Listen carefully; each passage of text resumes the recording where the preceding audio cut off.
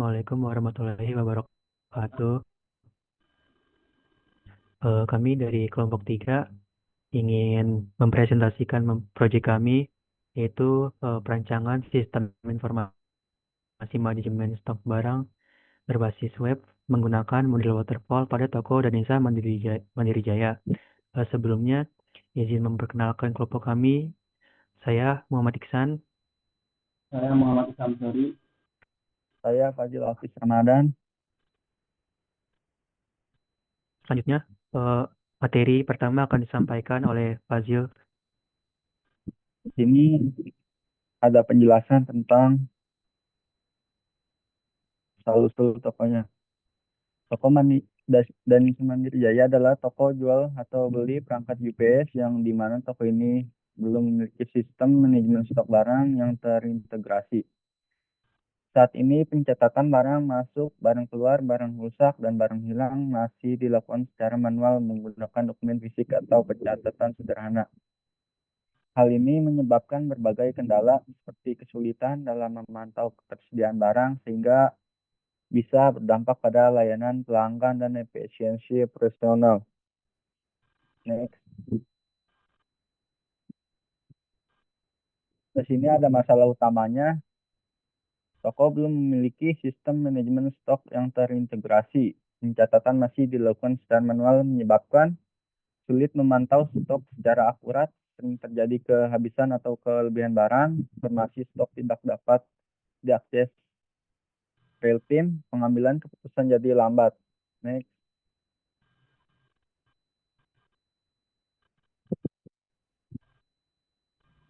Dan di sini ada batasan permasalahannya. Sistem berfokus pada manajemen stok internal toko Danisa Mandiri Jaya tanpa integrasi dengan sistem eksternal. Cakupan sistem mencakup yaitu pengelolaan informasi barang, pencatatan hubungan dengan pemasok, pengelolaan alur keluar masuk barang termasuk kerusakan dan kehilangan, penyediaan laporan stok yang informatif, pengaturan penggunaan untuk menjaga keamanan dan pembagian akses yang tepat. Berikutnya. Nah, di sini ada tujuan pembuatan sistemnya yaitu merancang sistem stok berbasis web untuk mencatat barang secara otomatis dan terpusat, memudahkan pemantauan stok secara real time melalui pembaruan data otomatis, lalu meningkatkan efisiensi operasional toko dengan proses pengelolaan stok yang cepat dan terstruktur. Sini ada metode waterfall. Model waterfall adalah salah satu metode pengembangan perangkat lunak klasik yang sering digunakan dalam manajemen proyek teknologi informasi. Dinamakan waterfall, yaitu air terjun karena pendekatannya yang terstruktur dan linear, di mana proses pengembangan dimulai dari fase awal dan bergerak ke fase berikutnya secara berurutan. Model ini dikembangkan oleh Dr. Winston W. Royce pada tahun 1970 dan sejak saat itu telah menjadi salah satu metode paling dikenal dalam pembangunan perangkat lunak. Di dalam metode waterfall ini ada 5 tahapan, yaitu analisis kebutuhan. Sini mengumpulkan dan menganalisis kebutuhan pengguna melalui wawancara atau survei. Lalu ada perancangan sistem. Rancangan sistem ini menyusun rancangan sistem berdasarkan kebutuhan termasuk arsitektur dan perangkat keras. Lalu implementasi, membangun program dalam unit-unit kecil dan melakukan unit testing. Pas di sini terintegrasi dan pengujian, menggabungkan seluruh unit menjadi sistem utuh dan menguji fungsionalitasnya. Lalu yang terakhir 5, operasi dan pemeliharaan. Di sini menjalankan sistem di lingkungan nyata dan melakukan perbaikan atau peningkatan bila diperlukan.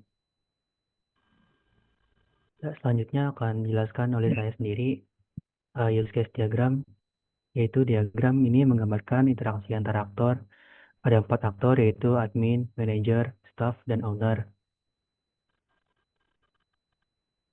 Lalu pada activity diagram analisis sistem berjalannya seperti ini, ada 2 aktor, yaitu owner sama supplier, yaitu pada pada analisis sistem usulannya dia udah pakai web ya. Jadi ada dua aktor yaitu admin sama sistem. Lalu pada sequence diagram, ini adalah sequence diagram untuk user login. Pertama, admin memproses dengan menginput username dan password ke form login. Setelah itu, admin mengklik tombol login. Lalu yang ketiga, admin kemudian melakukan validasi username dan validasi password dengan mengirimkan permintaan ke proses. Yang keempat, pada bagian proses akan mengambil data username dan mengambil data password dari database untuk verifikasi. Lalu yang terakhir, database akan memvalidasi username dan password. Jika username dan password valid, database akan mengarahkan ke halaman utama. Namun, jika username atau passwordnya nggak valid, database mengirimkan pesan yaitu invalid username atau invalid password dan kembali ke form login, yang kemudian akan menampilkan pesan kesalahan kepada admin. Lalu pengertian ERD. ERD adalah alat visual yang digunakan dalam rekayasa perangkat lunak dan desain basis data untuk menggambarkan struktur data dalam suatu sistem. ERD menunjukkan identitas atau objek atau konsep penting, atribut atau properti dari entitas, dan hubungan atau koneksi atau interaksi antara entitas-entitas tersebut. Selanjutnya, kelas diagram. Selanjutnya, kelas diagram. Kelas diagram adalah salah satu jenis diagram dalam Unified Modeling Language atau UML yang digunakan untuk memodelkan struktur statis dari sistem perangkat lunak. Diagram ini menunjukkan kelas-kelas dalam sistem atribut dan operasinya serta hubungan antar kelas. Selanjutnya, ini adalah rancangan layar dari website Toko dan Bisa Mandiri. Dan di sebelahnya ini adalah implementasi dari rancangan layar website dan Bisa Mandiri Jaya. Selanjutnya, pengujian whitebox pengujian. Di sini ada koordinat dari homologin, dan ini ada sebuah flowchart yang dimana dimulai dari yang username dan password, lalu dicek apakah username tersebut kosong atau tidak, lalu dicek juga passwordnya kosong atau tidak, dan jika semua sesuai maka akan submit form dan flowchartnya selesai. Selanjutnya, ini adalah flow graph dari hasil flowchart yang tadi sudah kita lihat. Lalu ini ada bentuk grafisnya disesuaikan ya garis atau X ini yang ada hurufnya A, B, C sampai huruf N. Lalu yang angka ini 1 sampai 13 adalah sebuah notnya. Maka didapatkan size kromatik kompleksitinya 14. Lalu hasil kromatik kompleksiti 14 ini dikurang 13. 13 ini adalah jumlah notnya. 14 dikurang 13 itu 1, ditambah jumlah koneksinya itu 2, 1 tambah 2 berarti 3. Maka didapatkan 3 buah jalur. Nah,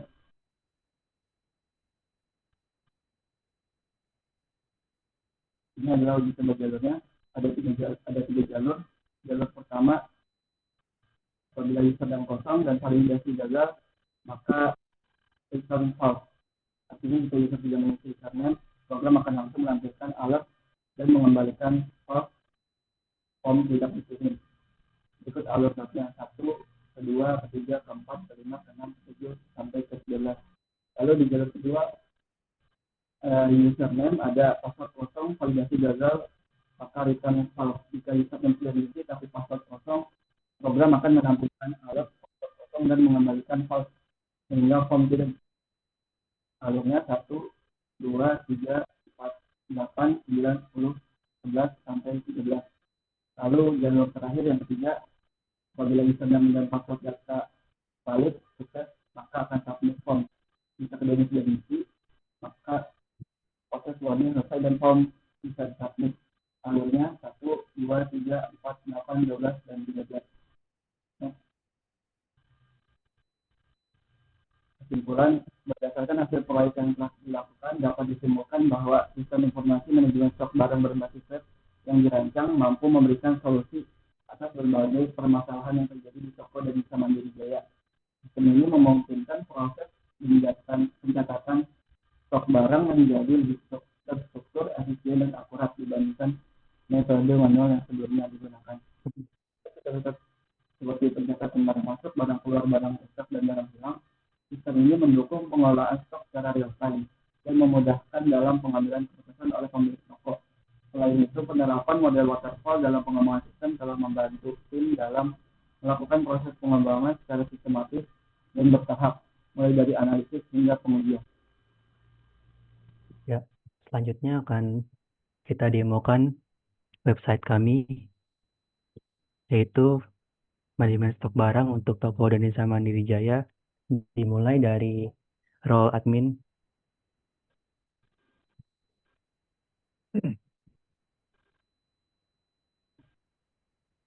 Di sini role admin bisa mengelola semua fitur, termasuk menu master barang yang terdiri dari 4 submenu, yaitu jenis, satuan, merek, dan barang.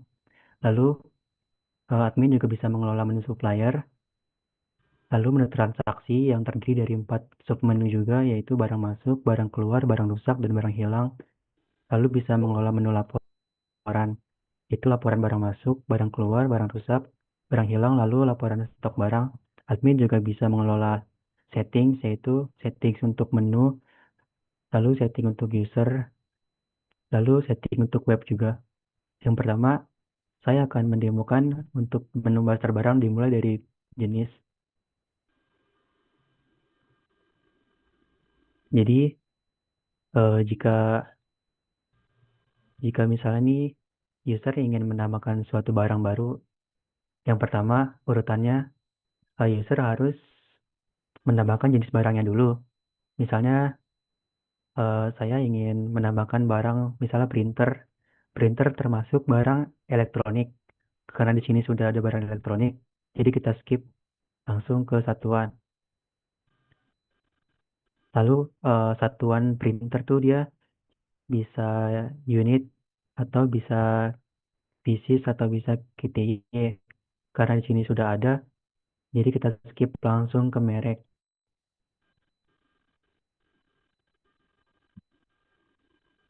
Saya ingin menambahkan printer, mereknya misalnya, nama printernya misalnya Logitech.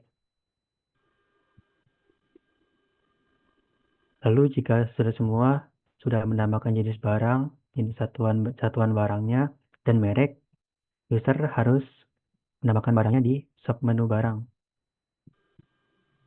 Langkahnya yaitu pertama, tambah data, lalu isi nama barangnya misalnya printer, jenis barangnya misalnya elektronik, satuan barangnya unit, lalu mereknya tadi Logitech, misalnya harganya 700.000 rupiah.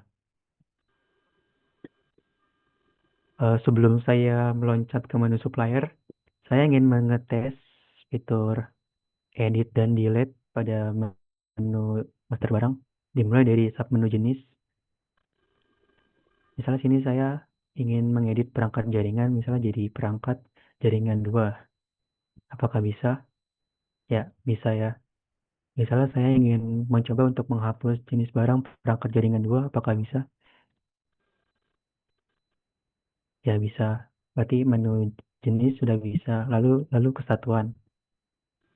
Di satuan kita coba untuk, misalnya kita coba dulu deh menambahkan satuan baru, misalnya asal dulu 1, 2, 3.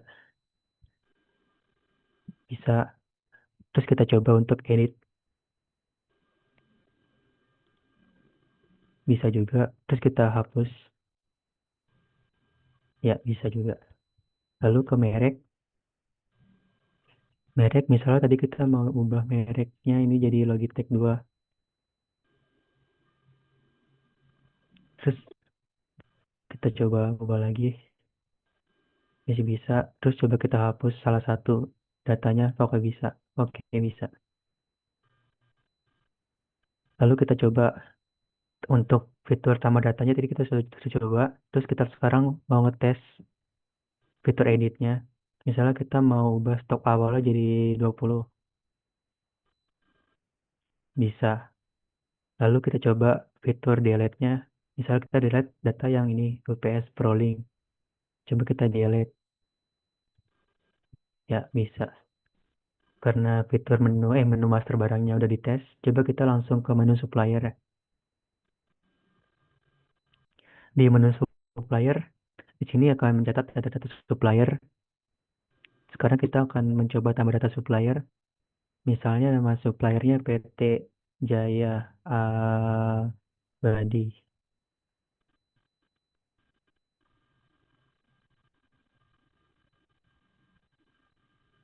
Ya, fitur tambah datanya berhasil. Sekarang kita coba untuk edit data.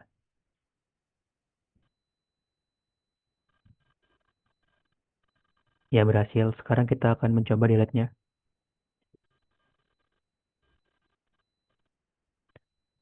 Lalu pada menu transaksi ada 4 submenu yaitu barang masuk, barang keluar, barang rusak, barang hilang.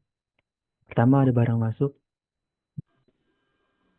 Di sini user bisa menambahkan data barang masuk baru. Lalu user juga bisa mengedit datanya atau menghapus datanya. Sama pada barang keluar, user juga bisa tambah data, bisa edit, bisa hapus. Lalu pada barang rusak, user juga bisa menambahkan data baru, bisa mengedit, bisa menghapus. Sama pada barang hilang juga kayak gitu. User bisa tambah data baru, bisa mengedit, atau mendelete datanya. Selanjutnya pada menu laporan, ini ada 5 submenu yaitu laporan barang masuk, laporan barang keluar, barang rusak, barang hilang, lalu stok barang. Pada laporan barang masuk, user hanya bisa melihat tanpa bisa mengedit laporannya. Lalu di sini ada filter tanggal untuk misalnya nih ini tanggal 20 misalnya tanggal 20 Juni. Maka kalau kita filter nanti akan muncul laporan ini saja. Lalu kita bisa reset. Selanjutnya pada laporan barang keluar. Lalu pada laporan barang rusak.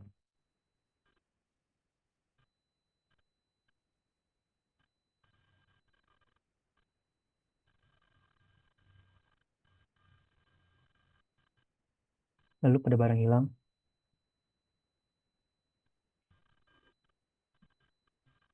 Yang terakhir pada laporan stok barang.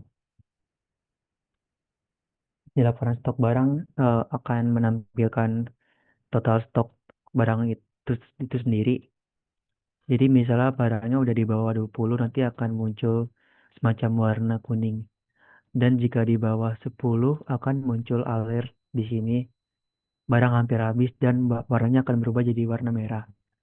Lalu pada menu settings, pada 3 sub menu yaitu menu di sini misalnya user ingin menambahkan menu baru. Contohnya misalnya menu tanda ter ya, tanda terima.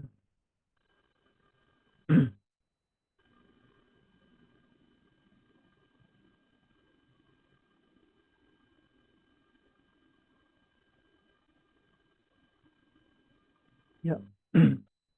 Lalu karena di sini sudah ditambahkan menu tanda terima, di sini kenapa belum muncul karena belum ditambahkan aksesnya.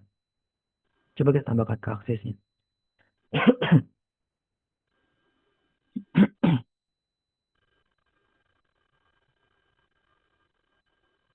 Tanda terima, tanda terima.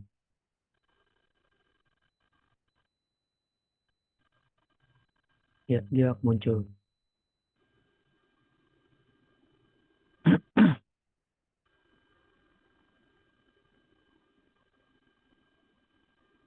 Lalu pada submenu user ada 3 submenu lagi, yaitu role, list, dan access. Selanjutnya pada menu role, di sini user bisa menambahkan role baru sesuai yang dia mau. Misalnya eh, staf 2.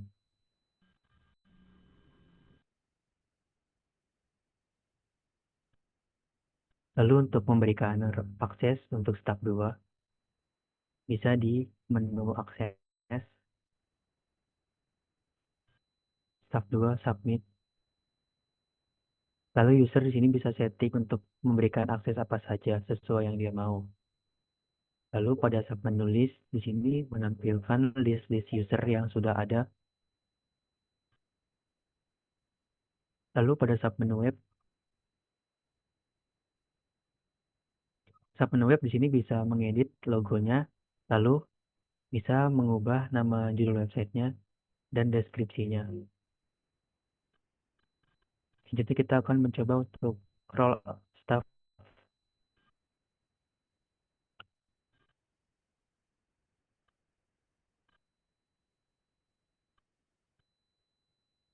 Pada role staff di sini ada menu master barang. Ini bisa CRUD sama kayak admin tadi, bisa CRUD.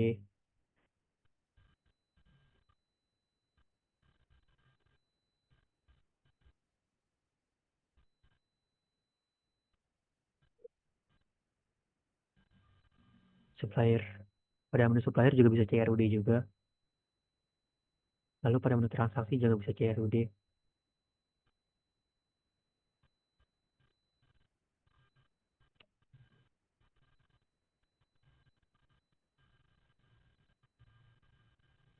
Dan mengakses laporan.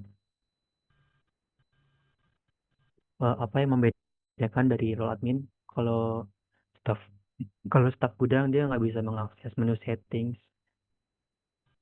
Selanjutnya kita akan ke role manager.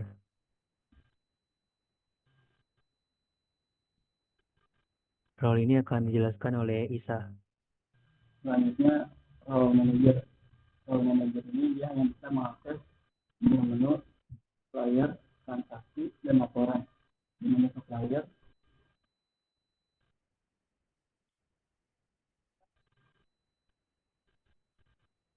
bisa mencari supplier gitu kan untuk memasok barang.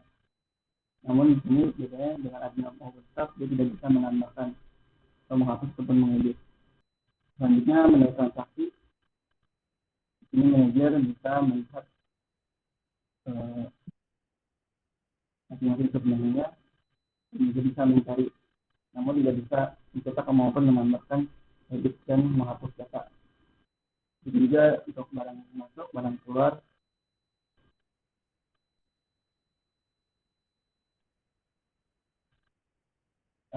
Selanjutnya laporan ini hanya bisa mencari dan melihat saja, tidak bisa menambahkan maupun mengedit dan menghapus barang. Ya, Selanjutnya faktor owner yang akan dilakukan oleh Fazil.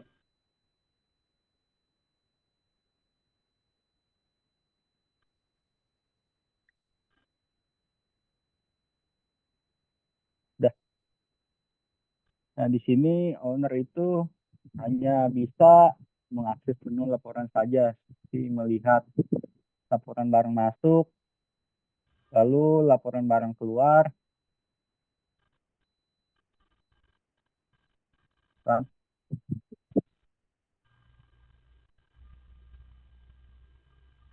Nah, lalu ada laporan barang rusak.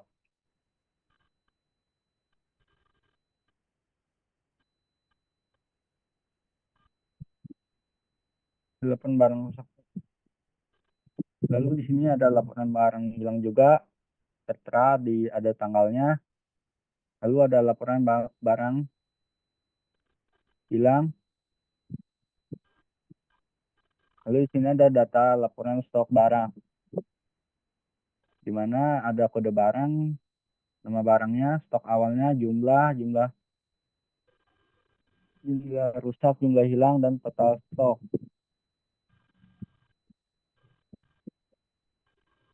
Baik, Oke. untuk demo websitenya hanya segitu saja dari kami. Sekian dari kami. Kurang lebihnya mohon maaf. Wassalamualaikum warahmatullahi wabarakatuh.